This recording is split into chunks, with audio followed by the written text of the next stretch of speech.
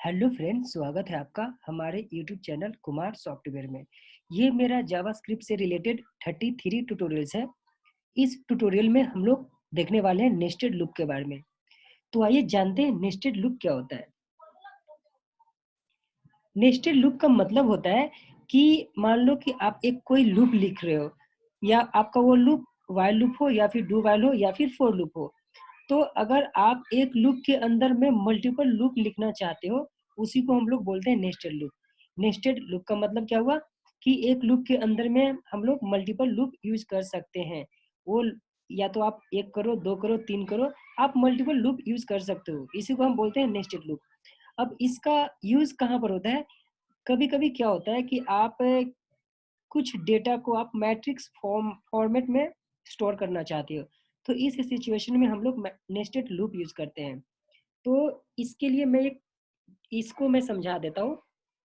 जैसे देखो, ये मैंने एक लूप फॉर लूप लिया। अब इसके अंदर में एक और मैंने ये लूप लिया फॉर लूप।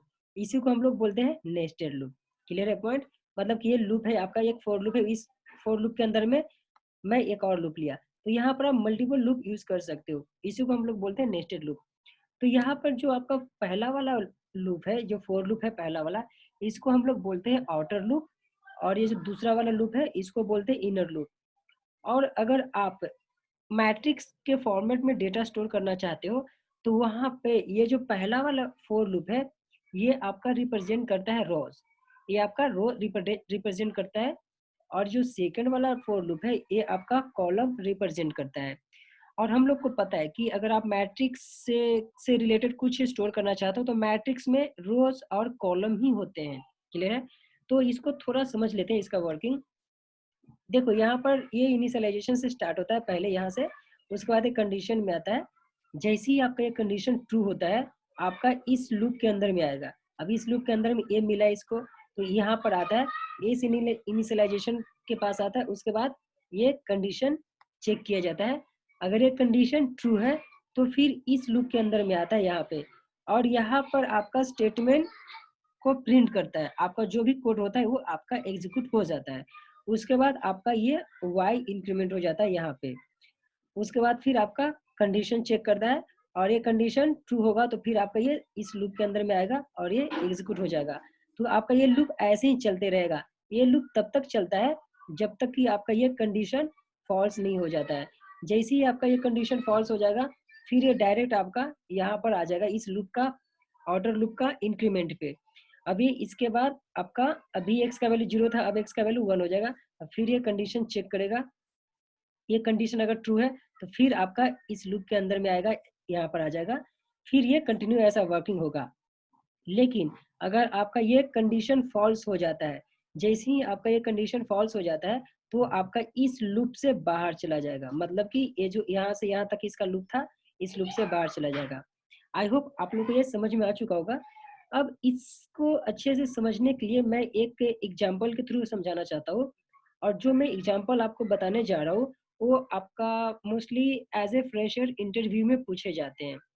तो आपको ये एग्जाम्पल अच्छे से देख लेना।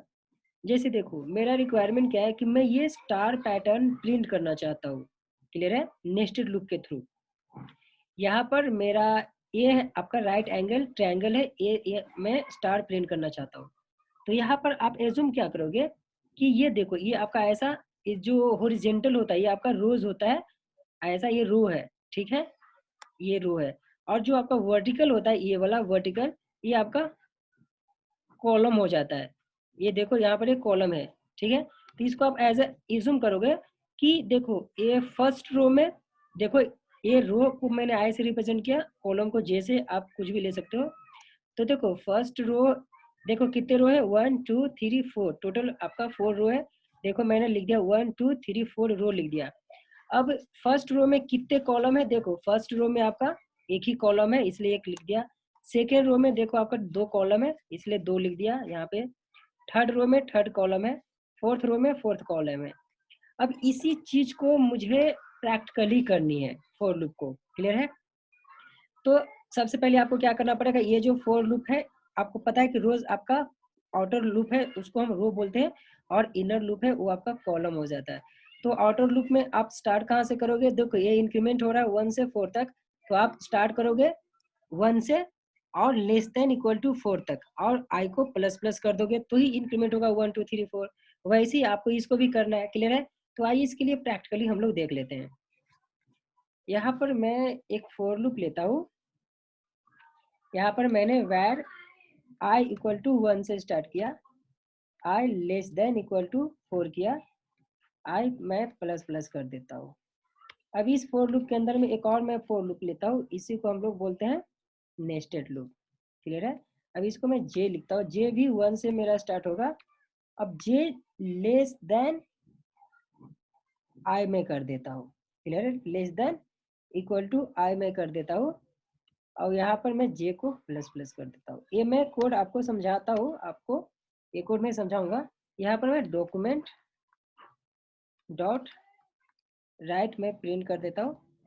अब इसके अंदर में मैं स्टार प्रिंट कर देता हूँ। क्लियर है?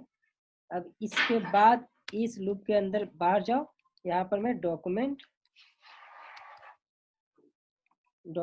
डॉट राइट कर देता हूँ। अब इसके अंदर में मैं यहाँ पर ब्रेक दे देता हूँ। ब्रेक मैं इसलिए दे रहा हूँ ताकि मैं न्यू लाइन में जाने के लिए मैं ये ब्रेक दे रहा हूँ। अब देखो मेरा आउटपुट आ चुका है स्टार प्रिंट का, जो मेरा रिक्वायरमेंट आ चुका है। अब इसको मैं समझाता हूँ। देखो मेरा वर्किंग इस लूप से स्टार्ट होगा, ये आपका आउटर लूप है, और ये लूप आपका आउटर लूप आपका रो रिप्रेजेंट करता है। क्लियर है? अब इसको देखते हैं। और ये आपका सेकंड वाला लूप जो है आपका कॉलम रिप्रेजेंट करता है, जो कि इनर लूप है। ठीक है? अब यहाँ से मैं स्टार्ट करता हूँ। आपको पता है, हम सबको पता है, मैंने पिछले ट्यूटोरियल में आप लोग को बता दिया कि फॉर लूप कैसे वर्क करता है। तो यहाँ से हम लोग स्टार्ट करते हैं। आपका इनिशियलाइजेशन स्टार्ट होगा, फिर कंडीशन में जाता है। अगर ये कंडीशन ट्रू है तो पहले चेक कर लेते हैं आई का वैल्यू कितना है, 1 है, तो ये कंडीशन ट्रू है। अब ये कंडीशन ट्रू है तो इस लूप के अंदर में आ जाएगा, ये फोर लूप के अंदर में आएगा यहाँ पे। अब यहाँ पर आएगा तो यहाँ भी फोर लूप है। अब इसको इसके पास आएगा तो फिर ये कंडीशन यहाँ पर इनिशियलाइजेशन चेक करेगा, फिर ये कंडीशन चेक करेगा। अब ये कंडीशन चेक करेगा तो जे का वैल्यू क्या है, 1, आई का वैल्यू क्या है अभी 1, तो J equal greater than equal, तो यहाँ पर इक्वल है, मतलब ये कंडीशन ट्रू हो रहा है। अब जैसे ये कंडीशन ट्रू होगा तो फिर इस फोर लूप के अंदर में यहाँ पर आ जाएगा। तो यहाँ पर मैंने प्रिंट किया है स्टार, तो ये स्टार आपका एक प्रिंट हो जाएगा। आई होप ये क्लियर हो चुका होगा। उसके बाद ये कंप्लीट होने के बाद आपका ये इंक्रीमेंट पे जाएगा। अब ये जे आपका इंक्रीमेंट होगा। अब जे का वैल्यू, अभी जे का वैल्यू 1 था, अब जे का वैल्यू 2 हो जाएगा। अब फिर ये कंडीशन चेक करेगा। अब कंडीशन चेक करेगा तो देखो जे का वैल्यू 2 है और आई का वैल्यू 1 है, तो ये कंडीशन फॉल्स हो रहा है। क्लियर है सबको? ये कंडीशन फॉल्स हो रहा है। तो ये कंडीशन फॉल्स होगा तो इस फोर लूप के अंदर में नहीं जाएगा, ये फोर लूप से बाहर चला जाएगा, मतलब यहाँ पर आ जाएगा। अब यहाँ पर आएगा तो इसके अंदर में मैंने लिख दिया है ब्रेक करना, मतलब कि न्यू लाइन पे जाना।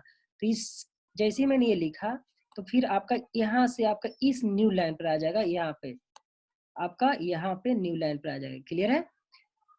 अब यहाँ से डायरेक्ट अब कहाँ पर जाएगा आपका, फिर आई इंक्रीमेंट हो जाएगा, यहाँ पे यहाँ पर आई चला जाएगा। अब आई का वैल्यू 2 हो जाएगा, क्योंकि अभी आई का वैल्यू 1 था, अब आई का वैल्यू 2 हो जाएगा, एक से इंक्रीमेंट हो गया। फिर ये कंडीशन चेक करेगा। अब देखो I great less than equal to 4, मतलब अब आई का वैल्यू 2 है, तो ये कंडीशन सेटिस्फाई हो रहा है, मतलब ये ट्रू है। अब ये ट्रू है तो ये फोर लूप के अंदर में यहाँ पर आ जाएगा। क्लियर है? अब इस लूप के अंदर में आ गया। अब वैसे ही यहाँ पर चेक करेगा, इनिशियलाइजेशन के बाद यहाँ पर आ जाएगा, ये कंडीशन चेक करेगा। अभी जे का वैल्यू क्या है, जे का वैल्यू अभी फिलहाल 1 है। अब आई का वैल्यू क्या है, आई का वैल्यू 2 है, देखो यहाँ पर इंक्रीमेंट हुआ था, आई का वैल्यू 2 है, तो ये कंडीशन ट्रू हो रहा है। क्लियर है? ये कंडीशन आपका ट्रू हो रहा है। तो जैसे ये कंडीशन ट्रू होगा तो फिर इस लूप के अंदर में यहाँ पर आ गया। अब इस लूप के अंदर में आया तो यहाँ पर मैंने लिखा स्टार, तो ये स्टार प्रिंट हो जाएगा। तो ये आपको जो ये दिख रहा है ये आपका स्टार ये प्रिंट हो चुका है। क्लियर है? अब ये प्रिंट होने के बाद फिर अब जाएगा इंक्रीमेंट पे। अब जे का वैल्यू इंक्रीमेंट होगा, अभी जे का वैल्यू 1 था, अब जे का वैल्यू 2 हो जाएगा। फिर आपका ये कंडीशन चेक करेगा। अब जे का वैल्यू 2 है और आई का वैल्यू भी 2 है, तो ये कंडीशन ट्रू है, क्योंकि ये J equal to I J equal I हो रहा है, मतलब कि जे का वैल्यू 2, आई का वैल्यू भी 2, तो ये कंडीशन ट्रू है। अगर ये कंडीशन ट्रू है तो इस फोर लूप के अंदर में आएगा और ये स्टेटमेंट प्रिंट कर देगा। तो ये स्टेटमेंट मैंने स्टार लिखा है, तो ये फिर सेकेंड वाला स्टार आपका प्रिंट हो चुका है। क्लियर है? वैसे ही अब ये प्रिंट होने के बाद फिर आप जे का वैल्यू इंक्रीमेंट होगा। अब जे का वैल्यू इंक्रीमेंट होगा, अब जे का वैल्यू 3 हो चुका है। अब फिर ये कंडीशन चेक करेगा, अब जे का वैल्यू 3 है और आई का वैल्यू 2 है, तो ये कंडीशन तो फॉल्स हो रही है।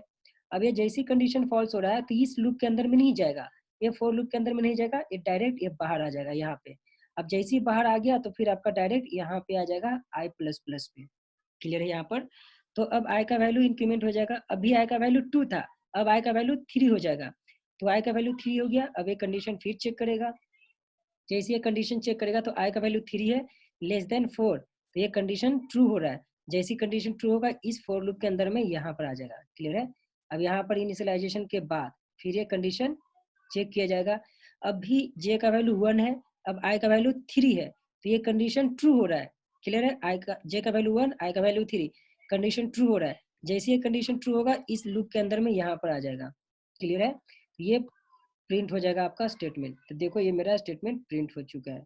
क्लियर है ये पॉइंट सबको?